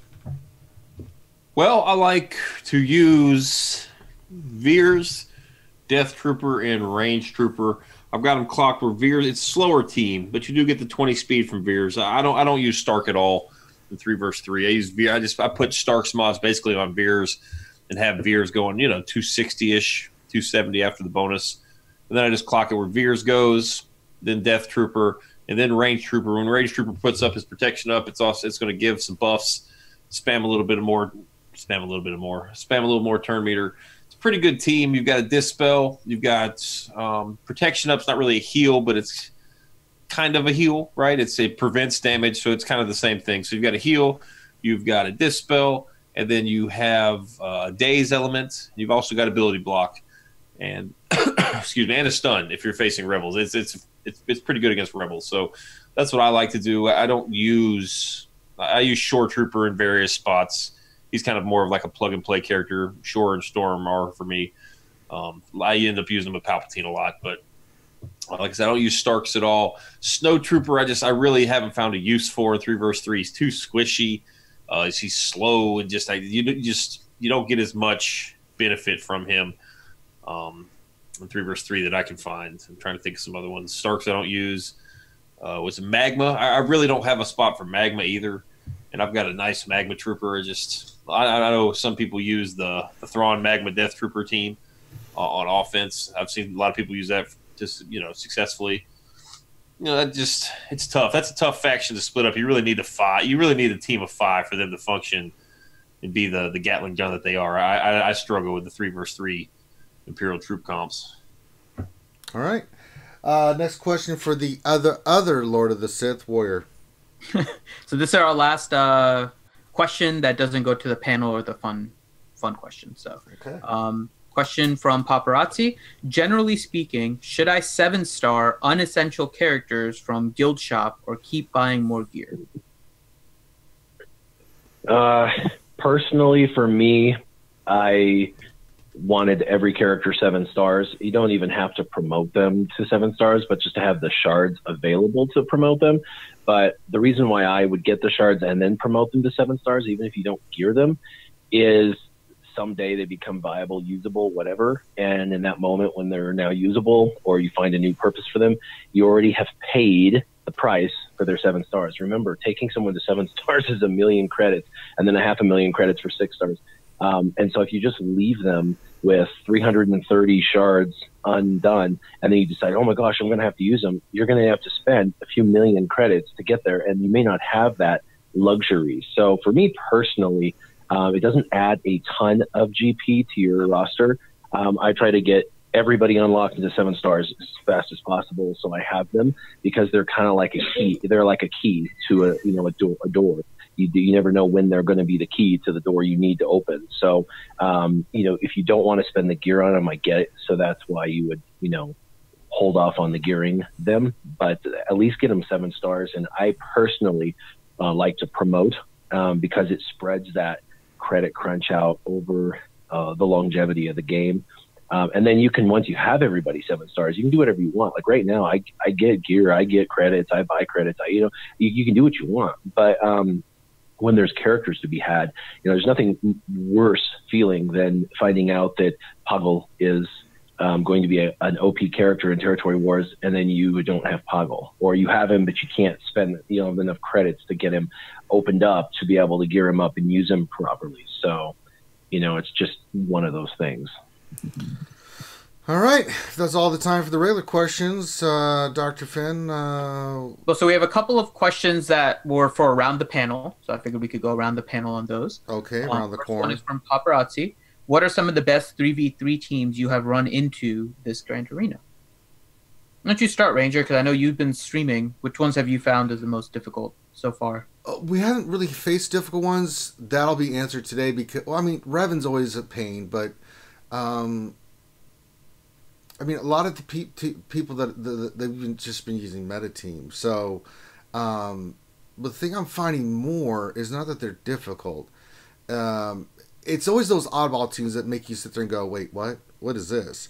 Because you look at it and you're going, what combination what did you do? And then you have to think about it because you just don't want to run in there and lose, right? I'm trying to think of it hasn't been so much this Grand Arena. Because it's been a pretty standard. Can you think of one that I faced, Finn, that we've done that wasn't a typical Grand Arena comp that we were just like... The hard ones have all been pretty standard. Yeah. I don't know. What about everyone else? What have you guys faced? Anything? I fell over one, which was Bastilla Lead, Kanan, Ezra. Yeah. It was really, really well modded, and it was the last one. In fact, I'll hold my hands up. I couldn't beat it. I went 10 times at it, and in the end, I'm like, I'm sorry, you've got this. I'm not going to throw any more at this because I just know that I can't beat it. Yeah. I had one that I went against that kind of surprised me. I tend at the highest end actually find individuals who are very, very creative. I see team comps that I've never heard anyone say. In fact, there's a lot of websites now that are dedicated to 3v3 and 5v5, and if you have a this lead, this is your counter, and blah blah blah. I see all these spreadsheets people make of all the counters, and I go look at those, and there's nothing on there for what I'm facing, and I'm like, damn it. So I have to be creative and figure it out myself. And one of them that I went against was very well modded HK-47, a T3, and Chopper. And the problem is that T3 had both his Zetas. And I had no idea those Zetas were as amazing as they were. Makes me want to put those Zetas on my T3. And it wasn't, I underestimated it. I was like, oh, well, HK and Chopper are wimps. And so I've got this T3 I got to kill. not a big deal. But Chopper doesn't allow for that. And then if you try to force down Chopper, T3's there just constantly healing him up and stuff. And Chopper's hitting for ridiculous amounts because of T3's armor defense penetration he shares with the team. And HK is all of a sudden hitting for like 15 and 20. I'm like, what? You know, when does this happen? Well, it's the armor penetration. So I was like, this sucks. And I took in the first team, totally underestimating it, got smoked. Well, you prime that team, you're done. And so I don't have those Zetas on T3 yet because I'm waiting for my triple Zeta Gamorrean Guard. But I actually used that team in my back row as a filler team, my HK, and my stuff's, by the way, poorly modded because I don't spend a ton of time on mods. And so I just put the same thing. I put HK lead, Chopper, and T3 on my back wall. It's the reason why I won my last Grand Arena today, because they got to that last node and they had basically a bunch of filler leftovers, and they thought, well, it's to be an easy team. And my guess is it was a little bit underestimated, and I have 6 defenses and they couldn't clear. And so I won by about a little over 100 points. Had they cleared that team, they would have cleared that node, and then they would have got all the bonus points and beat me. Because the last team on there, I cleared everything in the first attempt up until the last team, which was their Revan, which they had in the very, very back. And I couldn't beat their Revan team. So I couldn't clear the Revan or that node because of Revan. And so I was stuck at like 1,900 points, 19 something. And they got stuck on my HK lead. So I like that team. I think that's a really fun team, and I'm definitely going to do the 2 Zetas on T3 eventually. All right. And the one I faced was actually really interesting in this Grand Arena in the finals here, was actually a Stormtrooper Han lead with Vandor, Chewie, and L3. Stormtrooper Han's leader, I mean, you get the taunt, right? So then you're adding all this turn meter to L3. So L3 just gets like fired up really quickly. But you add the defense that you get from Stormtrooper Han's leader, that just becomes a really nasty timeout team. Like there's not much killing going on, but you just can't like get to anybody because you get the taunt either on Stormtrooper Han and then you're giving turn meter to Vandor and L3, or you try to like stop the buff on Stormtrooper Han, and L3 just keeps on going and going and going, and you have to worry about Vandor Chewie on the side. It's an interesting team to go against, not one that you can take lightly either. So that was the one that I faced. That was interesting. All right. And the next kind of panel question, just what is from Mr. Space Bear? What is everyone's Grand Arena record? And any idea? How do you find that out? No, you just remember. Oh, I don't know that. Jesus, I've won a lot, but I don't know my exact record. Mine is pretty simple. I've been 2-1, including this one, in every one. I'm going to lose the finals here, so I've been 2 wins and 1 loss in every Grand Arena so far. I mean, the one that I didn't, I think I finished second one, 4 in another one. I've won all the other ones, so I have no idea. Good old Maurice, Mike, Warrior. Where are you guys in Grand Arena? It's a good winning percentage. I think I've won 2, maybe 3, and then gotten 2-1. And I think I went 3-0. In to be safe, I'll say 2, and then 2-1 and 3. Have there been 5? How many? I don't even know how many there've been. Like I guess I'm like Ranger. I have no idea. But I don't really keep up with it. I know. I don't keep track of that crap. I know if I lose, I pout and shut my phone off and just go stand in the corner. I try to forget those. I don't really. The ones I win, I'm much more. I remember those. The ones I lose, I do not remember. Warrior or Mike, do you guys know your record? Yeah, I've been, for every Grand Arena, I've been 2 for 3, and I've been in the top 3 for every single one of them, but I've never won the full thing. I haven't done a 3-game win sweep yet until the last Grand Arena. I did a 3-game sweep, and then this Grand Arena I swept today. So the last 2, I've gotten the number 1 slot, but all the previous, however many that was, 4 or 6 or whatever, I did 2 for 3 and ended up placing in like the top 3. So like second place, third place. Yeah, that's and, fine. You know, it's great. Yeah. Me, I've had a second Normally placed between 4 and 6. This time round, main account, I think I'm actually going to get the banana skin. I think I'm going to lose the whole lot. But my alt account, York's already won one. York's in the final of this one. York does so much better than Mike. But then... Because Mike has made all the mistakes. Well, yeah. Well, A, Mike makes the mistakes, and B, Mike also tries stuff. It's one of the few areas that we actually get to experiment. You can't experiment in arena anymore. You know, there's one squad to experiment against, which just Well, yeah, I think I've gotten first in all of them except 2. I got second and a 4th. I don't know what that translates to. Oh my god. All right, now we have fun questions. All right, first question for Ranger from Team Money. Oh god. What does your guild typically put on defense? Yes.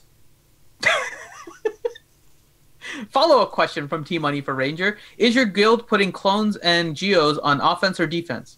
No, we went with what was it? The Tuscans? Yeah, we went with Tuscans, and I think we went with some Jawas. Like the hell, get out of here, Team Money. All right. Question for Warrior from Muffin02082011. What a name. Are you going to stream or record your Grand Arena? No, but yes, I'm going to record but not stream. So streaming for me with Grand Arena is a bit too much pressure. To be completely honest, I literally get anxiety when I play Grand Arena. I'm not even kidding you. Every single battle I sweat because I see. It's fine. I can do it, but you can't war. That's fine. Okay. Nemo modding. And so what I do is I've been well, I can't always record, but I've been trying to record previous battles. My phone's full of a bunch of like 2-minute, 3-minute clips of previous battles. I just have to now download them and figure out what the hell they are and like title them. And then I'm going to start making videos on these battles and like what I took in, what I went against, and how I won and how I modded, strategies like that. And it's because, you know, I used to keep a lot of that PvP stuff a little bit secret. I drop a little clue here and there, but I try not to do too much strategy. But, you know, with Grand Arena, I've been just left alone, just like, hey, good luck. You know, this is your way of learning the game on your own, so have fun. And so I don't really get, I don't get a lot of help. And when it first started, I tried to reach out to a lot of people and ask, like, what should I do with this and what should I do with that? And they're just kind of like, you know, get good. So I just like, okay. Just like, well, it makes it harder too because you're streaming. To be fair, the people I'm facing are all like, it's always you know, guildmates that I'm facing. In fact, I just faced Addix Mathema, who's an awesome patron of mine, who's in my guild, and him and I were in the finale together. And like I said, he only got hung up on my HK. Otherwise, if he hadn't, he'd have beat me. So yeah, it's one of those things. I'm recording them, and I do plan on actually. I used to do upwards to 5 videos a day. I have like 1,000 videos out. I was like Mike Hunt with videos, but it's not been that way for months. But I'm going to be getting back to that for sure, because videos don't need to be super complex. They don't need to be all over dramatic. They just need to be some knowledge and some education. And so that can be done in an 8-minute video pretty quickly with some footage and just a little bit of dialogue. So I'm going to be cranking out the videos over the next month. So I'm pretty excited about that. Yeah, the thing that, and it doesn't matter to me whether I win or lose, but people see what you're putting on defense and stuff like that. So it's not like they can just watch a video like, oh, I'm facing Ranger. I know what he's putting on defense. So it makes it a lot tougher to stream it, but I don't care. It's about helping the community. If I win, I win. If I don't, I don't. It doesn't matter. All right, next. What's next, Finn? Next question from Smoke311. Question: should Team Money and Grandmaster Adastra, Jedi Master Adastra, bet Zetas against Ranger and Xylo takedown? No, I'm not doing that. Sorry, Darth Revan's coming. I'm saving my Zetas. Kiss my ass. We already have Farm Boy Luke Zetas. Yeah, we already did that. He has 2 Zetas. Yeah, we only got his leader. Yeah, I'm not. That way you can forever see Farm Boy right at the top of your roster. Oh, God. It's horrifying. Okay, let me say, Farm Boy Luke actually came in handy for me this last Grand Arena, because I put him as a leader with Enfys. So Enfys wasn't able to get like dazed at all when I can't remember which team it was, but there was a daze on the team and she was just resisting it all because I put Enfys under Farm Boy Luke lead. I feel like you made that story up just to justify. No. I actually used that team to justify using the Zeta. Yeah. But the story is true. Yeah. I had to find a use for Farm Boy somewhere. I put a Zeta, so I took him to gear 11. I'm like, I have to find a way to use him somewhere. I'm like, ooh, let me put Nest under Farm Boy Luke. It's like, yay, she's resisting everything. It was pretty fun, actually. All right, next question from Durgan for Ranger. Are the rumors by Darth Hideous true that T-Money has been sending spies into RSG chat to learn more info about MC's upcoming battle? Well, they're not going to find it there. I can tell you that right now. And I know they're not an MC, so they may try, but they ain't penetrating that wall. So, hey, Hideous, shut up, Finn. Okay, Melanie Harris. Question: do you have a secret favorite character? We can go around the panel for this. His name is our Lord and Savior Darth Revan. That's not a secret. That's like me saying Savage at this point. It's not a secret. Well, then my favorite secret character? I don't... a secret character. Mm-hmm. Does anybody here want to reveal their favorite secret character? Like secret in the game that I use, or like and don't tell character people that doesn't exist? No. Secret in the game that you but use. We're ashamed to admit that we use it? Yeah. I got lots of them. But I don't have any prohibitions against any of that crap, so I'm like, if it's good, it's good. I use it. If it's not, I just don't use it. I don't have like a secret character. I'm like, oh, I'm going to use Ugnaught here. No, I don't use Ugnaught. I guess Chopper. I mean, it's not really a secret though. No, it's not. Yeah, he's a good character. I guess Chopper is one I use all over the place. He's kind of a little secret weapon, perhaps. I like to use Magma Trooper, but he's good, so it's not really a secret, you know. I'll go with Chopper. I'll go with him, or Biston, one of those two. Oh, nice, Gamorrean Guard. I'm not even kidding. I know you're not. That's why I'm laughing. Is Canderous Ordo Gamorrean Guard underneath Darth Vader? That makes perfect sense. And it melts many teams. Many teams. Makes total sense. Cad Bane is quickly becoming one of my favorite characters. Is he a secret character? He's really good. I've never really mentioned him before, but he's really... I like putting him under like all different kinds of teams too, not just under bounty hunters. But his stun and his like, I don't know. I'm just loving Cad Bane more recently. He's awesome under Kira. Oh yeah, lots of texture regeneration. I tried him under Kira. I've used him under Django. I've used him under like Bosk, of course, for bounty hunters. But I just love the utility of Cad Bane. He's good. Dip ain't bad either. I actually have to say I love Cad Bane as well. That's a really great call out, and you know why I love him? Accuracy down on basic. Put him with a evading team with an evade lead, and then you put Cad Bane on there, and he's constantly smashing fools with the accuracy down, and then you've got evasion to boot, and you can't hit him. You're like just wish.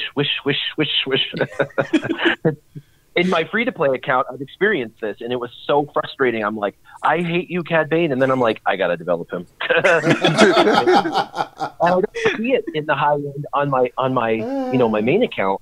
I didn't really care about Cad much except for his ship. But in my free-to-play account, dude, he's OP even at low levels with the accuracy down. Yeah. All right, next Finn. Next fun question from good old Maurice. I think these are for Ranger. First question, true or false? Ranger writes these quippy one-liners before asking a question ahead of time. False. There you go. And then the next question, why does good old Maurice wear lady pants? Well, he's a strange cat. I mean, he drinks moonshine, he bathes in bourbon, he's from the Carolinas, so they do things differently there. I don't know. That includes wearing capris or lady pants, whatever. Yeah, I mean, it's a Silence of a Lamb thing. I don't know. I mean, you should see the size of my calves. There is no lady. I pants. have seen the size. That's actually more reason to wear capris because then your calves can be shown. Yeah, you got. I thought it was to enhance his dancing. Let's see. That's what I thought. He's got them dancer's calves. I know. He's in there going, my lumps, my lovely lady bumps. Yeah, maybe if I wear a tutu for this truffle shuffle, it will kind of draw attention away from my bitch tits that are going to be flopping all over the place when I'm doing it. So. You better start doing some push-ups, homie. Yeah, I'm going to get swollen in 3 weeks. Yeah, or what is it, 3 days? What do I need to do this by? Yeah. As soon as possible, because I'm working on all the other clips and everything and getting the video together. So fantastic. Okay. Push-ups. Just get some tit tape. Oh my god. Just get some tassels. Oh, shoot, that's what I should have done. Oh no. You still can. There's time. Get the tassels. Lightsaber tassels. Oh no. Oh my god. All right. Next question from Barkesh. If Jar Jar could break up the stale Revan meta, would you welcome him into the game? And no, is this I quit. No, I quit. No, I would quit. Just if Jar Jar comes in the game and I hear, "Oh, I'm out." Out. No Jar Jar. They're gonna do it, aren't they? All right. And then last question from 10 Bears for Ranger. Is Jedi Knight Alec coming into the game? I would have thought yes, but now I'm going to go no. It may come in the future, but I think the path that they're going is the Revan story arc where it's like Jedi, then Dark Revan, then you face Malak. I don't see Alec as a part of that. They may bring Malak in, but I don't see... Maybe they'll bring in Alec, and you can add him to the Jedi Revan team, but he'll be a marquee, definitely. But Malak himself, I don't think they're going to do Alec, and if not for a long time. So that's something way out in the field in the future. T Money says she's going to donate a lot if you wear a tutu and tassels. Yeah. I will leave that to you, good old Maurice. I'm not saying anything. My name's Paul, and that crap's between y'all. All right, that's it for all the questions. Yay! Now we get to pimp. Warrior, you got a lot going on, my friend. What do you got going on? Not a whole lot. Still working. What do you mean? You got a lot of stuff. You get the hell out of here, Warrior. You got shit going on. But yeah, I got a couple Rust reviews I'm actually in the process of. Hopefully they'll be out Tuesday, or at least one of them will be. And then, I'm continuing my live stream of Scissorman, and I have captured a lot of footage of Grand Arena and stuff. So, pretty excited about starting to pump out a few like smaller, just kind of quicker videos on those and stuff. So you can check me out on my main channel or on my alternate channel, Warrior's Roster Reviews or Warrior Presents. And I'm on Twitter. I do daily screenshots of my Scissorman account and sometimes my personal life. So if you guys are a bit scary and want to look, you can go into Twitter. And I'm also on Facebook. I interact with everybody on Facebook a ton. I'm on that probably more than anything. So yeah, see me there. All right.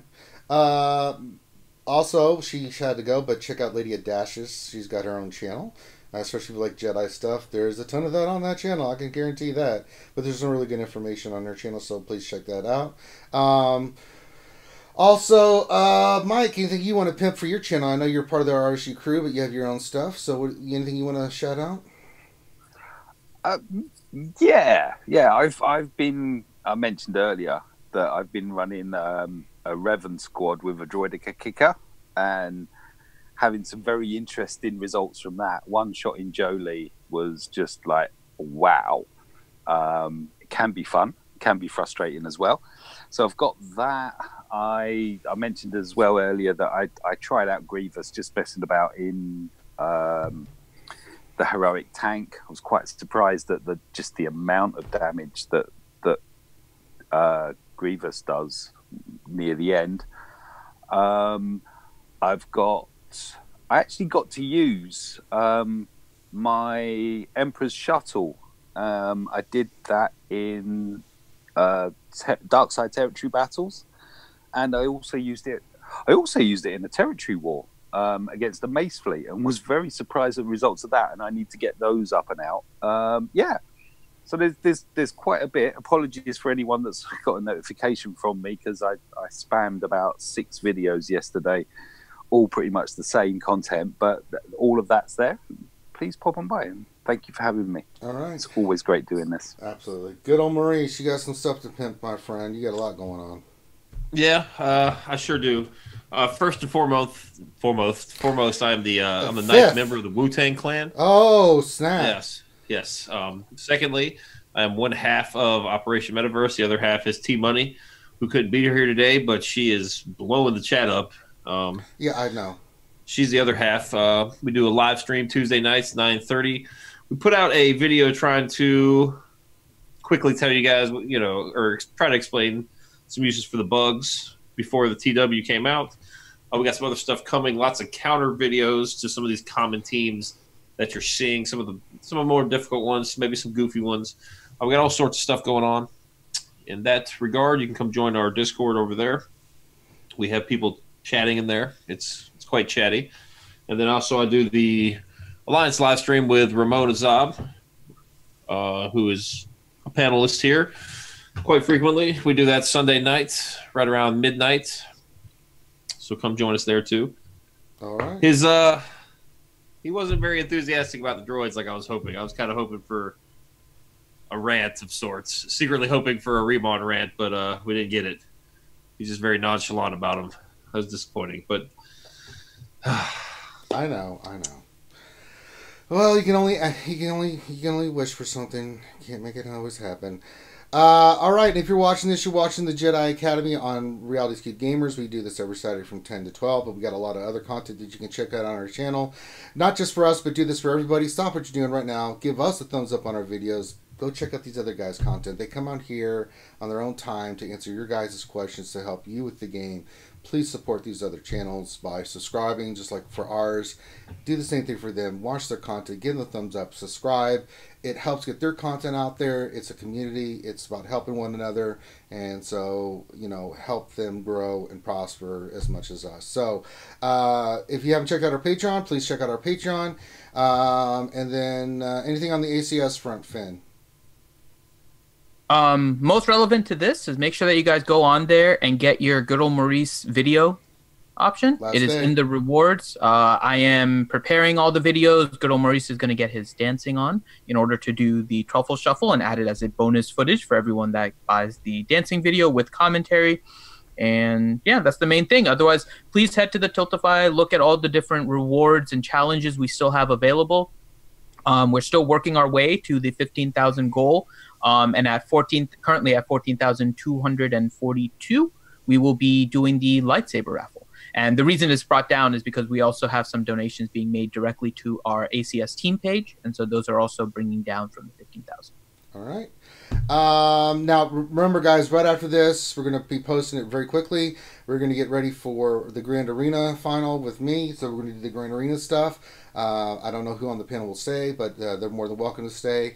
But we're going to do that next. So if you want to stick around for about 30 minutes, we'll post this here quickly, make it public, and then you guys can join us for that. We're gonna do my Grand Arena final.